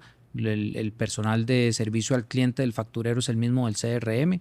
Entonces, pues ahí se comparten también gastos y responsabilidades. Pero tal vez no vimos venir ese comportamiento de la industria, ¿verdad? Ese comportamiento de la industria en donde íbamos como a pescar un montón al inicio y después de eso progresivamente iba a desaparecerse la adquisición de clientes. Ok, en uno de tus libros hablas un poco del founder que se vuelve dispensable como una meta madura de una empresa. Ujú. Eh, en la cultura latinoamericana se idolatra al founder que es indispensable. Entonces, ¿cómo romper ese ego con los dueños de esta segunda, más bien generación familiar o en este tipo de negocios? Yo no sé, ¿te gusta comer sushi? Sí, claro. De Hay una, hecho, andaba con mi familia el domingo. así, buenísimo. Sí, sí. Hay una salsa que es famosísima, se llama Kikkoman. Ajá. Ajá. Y esa salsa Kikkoman tiene no sé cuántos cientos de años de existir. Ujú. Y a mí siempre me impresionan esas marcas que alguien en algún momento dijo, bueno, voy a hacer esto, y se murió esa persona, se murió el hijo, se murió el nieto, y lleva una trayectoria gigante. Yo creo que la mayor diferenciación que tienen las personas que llegan a conseguir eso con respecto a las otras personas es que ellos entienden algo que en contabilidad se llama el principio de entidad. Y el principio de entidad lo que dice es que yo no soy mi empresa y mi empresa no soy yo. Eso es lo que dice. Y ellos lo hablan en términos fiscales, es decir, el dueño tiene que tener su propia contabilidad y la compañía tiene que tener su propia contabilidad, y uno no puede sacar de la bolsa de uno para el otro, y ¿verdad? Tienen que existir registros. Eso es lo que dice la conta. Pero cuando el empresario siente que él es la empresa, y te voy a poner un ejemplo que es muy clásico, que son los doctores. El doctor pone su consultorio, y el consultorio es el doctor y el doctor es el consultorio. Es un problema. El doctor no puede irse de vacaciones porque si no el consultorio completo se va de vacaciones. Cuando es un solo doctor, ¿verdad? Si el doctor decide que va a hacer una clínica y que lo va a escalar, pues entonces ya hay más doctores y la clínica puede atender sin ese doctor. Pero mientras sea unipersonal, digamos, ese emprendimiento, siempre va a tener ese inconveniente. Entonces, me estabas hablando de que en Latinoamérica el fundador tiene problemas después de que lo vemos mucho, ¿verdad? El fundador desaparece, se pensiona, fallece o lo que sea, y la segunda generación no logra sostenerlo. Es un reto grande, muchísimas veces porque el fundador no ha logrado vender la visión, que es uno de los principales labores que tiene el líder. El líder de una empresa no debería estar atendiendo la operación de la empresa, debería estarle vendiendo la visión de la empresa a todas las demás personas con las que él está en contacto. Claro. Y tal vez con los hijos y con los sobrinos y con todos los familiares que van ahí en la segunda generación y para abajo, tal vez no se hace muy bien esa labor de vender la visión de cómo la empresa realmente toma decisiones, porque lo único constante es el cambio. Entonces el fundador tomó una serie de decisiones para llevar a la empresa hasta donde está hoy. La siguiente generación no puede operar tomando las mismas decisiones porque va a vivir un cambio. Lo que el fundador tiene que hacer es enseñarle a la siguiente generación cuál es el proceso de toma de decisión para que ellos puedan tomar decisiones que sean consistentes con el ADN de la empresa. Súper bueno, súper bueno. Joe, ¿cuál es el error que ves repetido en el 80% de las pymes latinoamericanas que asesorás y que ellos jurarían que no están cometiendo? Hacer las cosas a mano. Eso es, porque en Latinoamérica todavía muchísimas empresas trabajan con Excel. Ajá. Y creen que eso es tenerlo dentro de la computadora, ¿verdad? Tenerlo en el Excel o un Google Document, entonces ahora lo tienen compartido. Sí. Ajá. Y eso vieras cómo es un problema a la hora de hacer las implementaciones. Por ejemplo, te voy a decir, con el CRM, uno de los mayores retos son los vendedores. Son las personitas una vez más. Porque el vendedor prefiere tener el contacto desde su WhatsApp personal con el cliente. Y el cliente le habla a las 9 de la noche y él le responde y él se siente en control de la situación. Pero nos pasó con uno de nuestros clientes que su vendedor estrella tuvo un aneurisma, fue a dar al hospital, el teléfono estaba bloqueado, entonces clientes ahí inatendidos. Y esperando pedidos y escribiendo por cosas y nadie podía responderles porque el teléfono estaba bloqueado y el vendedor estaba inhabilitado para contestar. A esa empresa fue súper fácil venderle el CRM porque digo, ya entendí por qué tengo que tener todo centralizado. Exacto. Pero eso es uno de los grandes retos que tenemos nosotros en el CRM, de convencer a la gente que es importante tener la información centralizada, segura y a disposición siempre del dueño. Porque muchas veces el dueño hace una delegación que se llama delegación por abdicación, que es que los vendedores vean a ver cómo se acomodan y con que me traigan las ventas es suficiente. Pero poder explicarles la importancia de tener todo sistematizado y consolidado es un reto. Sí. ¿Qué tipo de empresa nunca vas a asesorar aunque te paguen bien? La que trata mal a sus clientes. Si una empresa trata mal a sus clientes, ya no hay nada. Está rota la cultura organizacional. No hay nada que la automatización pueda hacer y que yo quiera hacer de cualquier manera para ayudar a una empresa que lo único que quiere son las ganancias al final. Importantísimo, ¿no? El cliente. El cliente para mí es el centro. Y a veces cuando me atienden mal en alguna empresa, yo procuro ver si es una situación de la persona que fue la que me trató mal o si fue sistémico, que a la empresa realmente no le importa. Y aquí iba a decir una, pero después no quiero tener problemas legales, y menos con una aerolínea. Bueno, y ya muchos por ahí deben saber. Pero bueno, lograste cinturón negro y todavía más allá, ¿no? Sí. De ese título. El cinturón negro en cada arte marcial y en cada escuela es ligeramente distinto. Okay. Pero en mi escuela, llegar al cinturón negro significa dos cosas. La primera cosa es que uno ya está listo para enseñar. Esa es una. Y la otra cosa es que ha preparado el cuerpo para el verdadero aprendizaje. Okay. Que es terrible. Porque la primera lección, ya cuando uno llega de cinturón negro, la clase número 1 es, usted se acuerda todo lo que pasó años aprendiendo. Métalo en una bolsa y olvídelo. Eso solo es importante cuando usted lo vaya a enseñar. Ahora venga y le enseño bien. Entonces le enseñan a uno, el llegar a cinturón negro es muy físico en mi escuela. Después de cinturón negro es muy energético, porque es un arte marcial que está centrado en la energía. Por eso yo te decía ahora del movimiento de la energía del oponente. Claro. Y por eso te decía que la fuerza, ¿verdad? La fuerza la fuerza física que desarrolla en los primeros capítulos, digamos, en Cinturones de Color, es solamente eso, fuerza física, palancas y sobreponer eso, versus ya el control energético que se ve en el cinturón negro. Ok, el founder Lee Zeng-Wu falleció en 2026.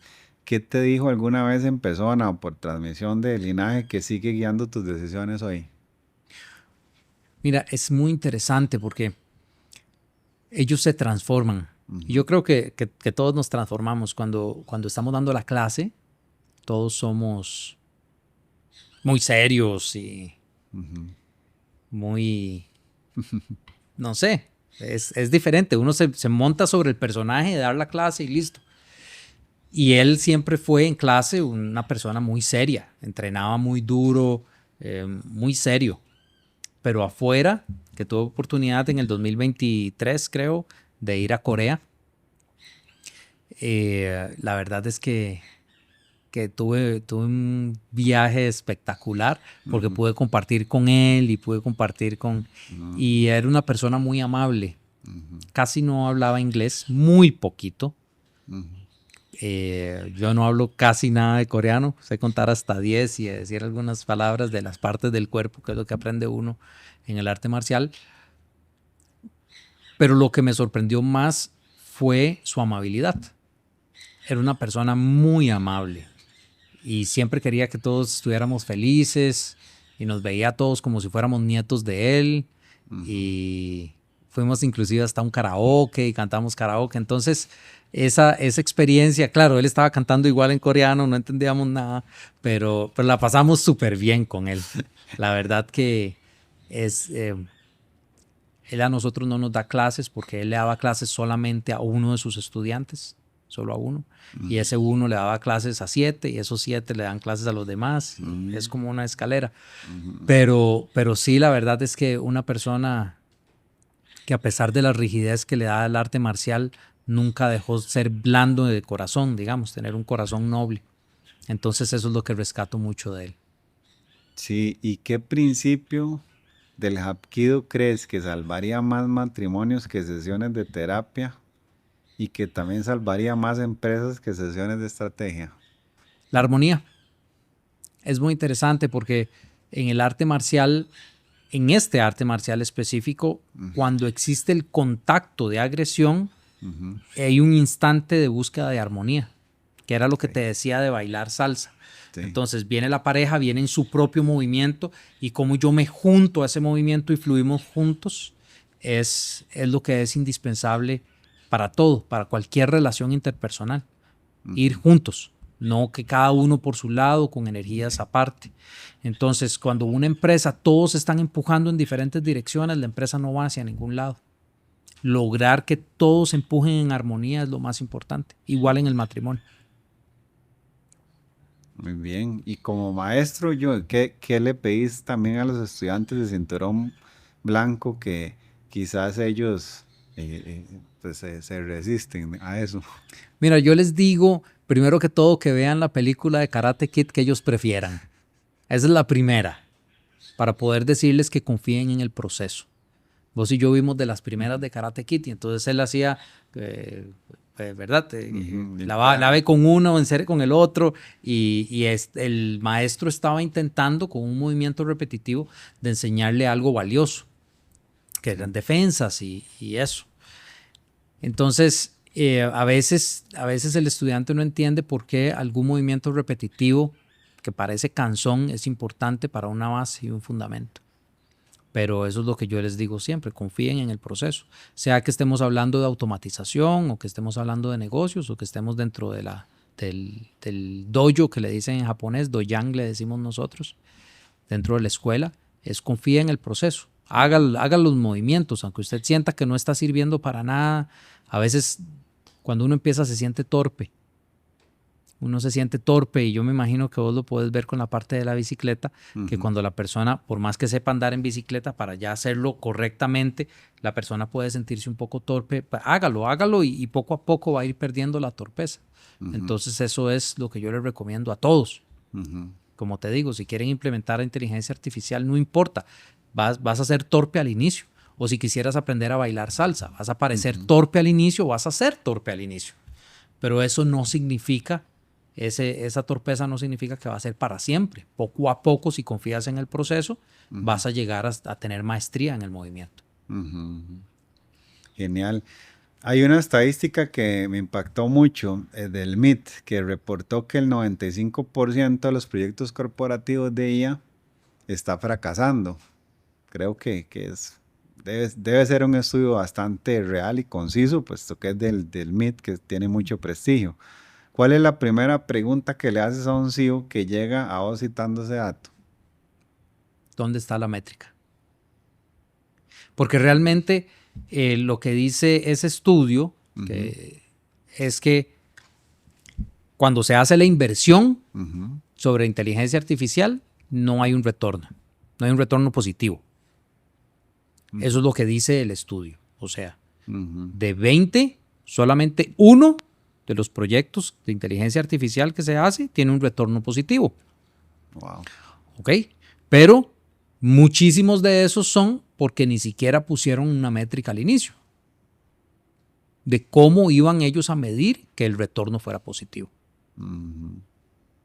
Entonces, hacemos los proyectos de inteligencia artificial, los ponemos, gastamos un montón en la inducción de las personas, en los profesionales que vienen, en los tokens que se gastan. Hacemos una inversión profunda. Y no sabemos al final qué es lo que queremos. ¿Te acuerdas que de medir 4 veces? Exacto. La primera es qué es lo que quiero obtener al final. Es la primera pregunta. Y medir. Si lo estoy obteniendo, no lo obtuve. Ok, no hay problema. ¿Qué puedo modificar del proceso para obtenerlo? Pero muchas empresas hoy están implementándolo sin definir exactamente a dónde quieren llegar. Y por eso llegan a cualquier lado menos al objetivo. Vos decís también en tu libro, la IA no rescata negocios rotos, los rompe más rápido. ¿Eso es una frase o lo aprendiste ahí por alguna experiencia? No, es la experiencia mía de muchos años. Y te voy a decir una cosa, Elon Musk, ahí al pie de un cohete, creo, o al pie de algo en SpaceX, él dice que el mayor problema de hacer algo automático es automatizar un proceso que no debería existir en primer lugar. Entonces, yo nada más estoy haciendo eco de esa cita, tal vez, y definitivamente la inteligencia artificial viene a acelerar las cosas. Ella no viene a corregir las cosas que están funcionando mal. Eso es un trabajo humano. Corregir un proceso que está mal es un trabajo 100% humano. Y acelerarlo es la labor de la computadora. Siempre ha sido la labor de la computadora acelerar. Así es. Ok. ¿Contás sobre algún proyecto de IA que hayas visto súper ambicioso, que hayas visto fracasar, sin nombres o si quieres dar nombres, pero con algún detalle operativo y que ningún artículo cuenta sobre esto? Que ningún artículo cuenta. Esa es la parte difícil, porque vieras que en estos 2 años han habido un montón, pero un montón de historias de terror. Sí. Ya te compartí esta de Pocket OS Claro. Que bueno, pierden la base de datos. También hay historias de empresas gigantes que hacen la inversión, le dan a todo el mundo acceso a la inteligencia artificial y de repente se gastan en un mes el presupuesto del año completo en tokens, millones de dólares.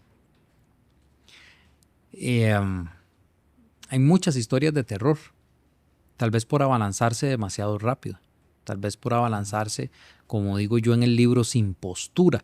La postura es como uno se planta frente al oponente, porque cualquier persona, si no está bien plantado, cuadrado diríamos en Costa Rica, ¿verdad? Si no está bien plantado, lo tumba. Un oponente te tumba si no sabes cómo pararte. Entonces, para mí eso es lo más importante. Postura primero y luego la implementación. Ok. Una empresa, Joe, te da 30 minutos y $1 millón que va a comprometer en IA. ¿Cuáles son las 3 preguntas con que abrís la reunión? La número 1 es ¿qué es lo que vamos a medir? ¿Cuáles son los KPIs, el principal y los secundarios, que van a decirnos que tuvimos éxito? Porque esa es lo más importante para mí siempre. ¿Okay? ¿Cuál es mi objetivo? ¿Qué es lo que quiero lograr? ¿Qué es lo que el cliente quiere lograr? ¿Okay? Tiene $1 millón para llegar a Venus. No le alcanza. Por más inteligencia artificial que meta, no va a llegar. No gaste la plata. Entonces, ¿cuál es su objetivo? Esa es la primera pregunta. La segunda pregunta es, de las personas que están aquí, ¿todos quieren llegar al objetivo? ¿O hay personas que necesitan ser convencidos? Porque el manejo de interesados es importantísimo. Es increíblemente importante. Porque a veces una persona, por más que no sea el propietario, hace boicot del proyecto y de repente ese $1 millón se va en pura discusión pura discusión y puro problema burocrático dentro de la compañía. Y la tercera es, ¿cuáles son los sistemas que existen actualmente? Y entonces se hace, no es una pregunta, pero se hace una auditoría de procesos y de sistemas para ver de dónde arrancamos. Porque como te decían, yo no puedo trabajar con hojas de Excel. Es imposible. No es imposible porque la inteligencia artificial puede trabajar sobre las hojas de Excel, pero como la información no está estructurada correctamente ni validada correctamente, entonces si meten basura ahí, se vuelve un basurero que la inteligencia artificial no sabe determinar tampoco. Entonces, esas serían como las 3 preguntas. Ok, muy bien.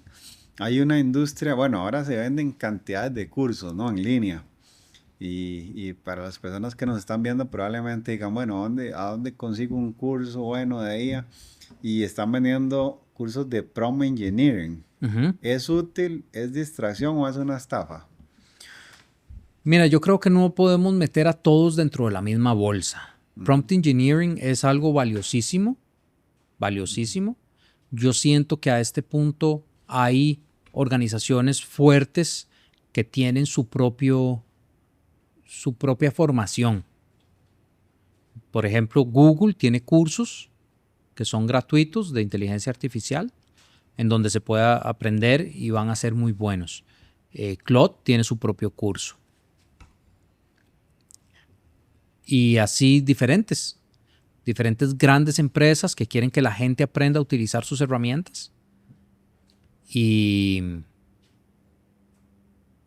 hay mucho que tiene valor. Habrán otros que definitivamente no tienen suficiente valor.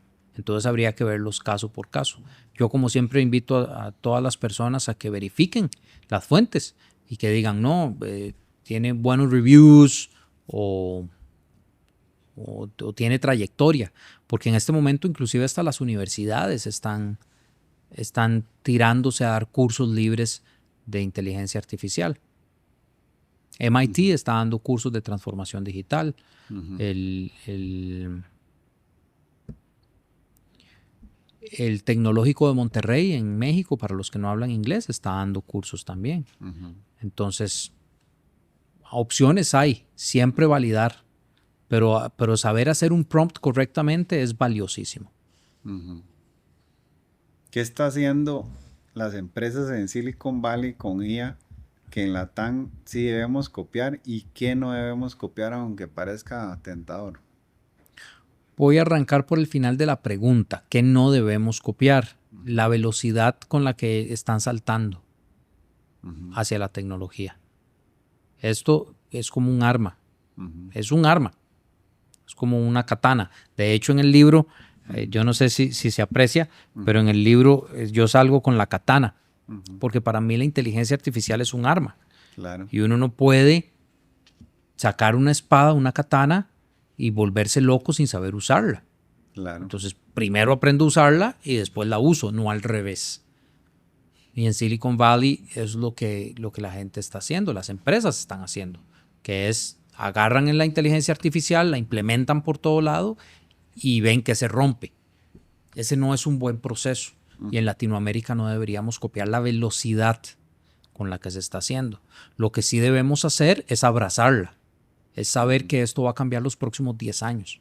Entonces debemos saltar, pero no a esa velocidad. Joe, en el 31 de julio de 2026 vas a debutar como speaker internacional en un evento grandísimo con Ismael Cala. Ya mencionamos a algunas de las personas que van a estar.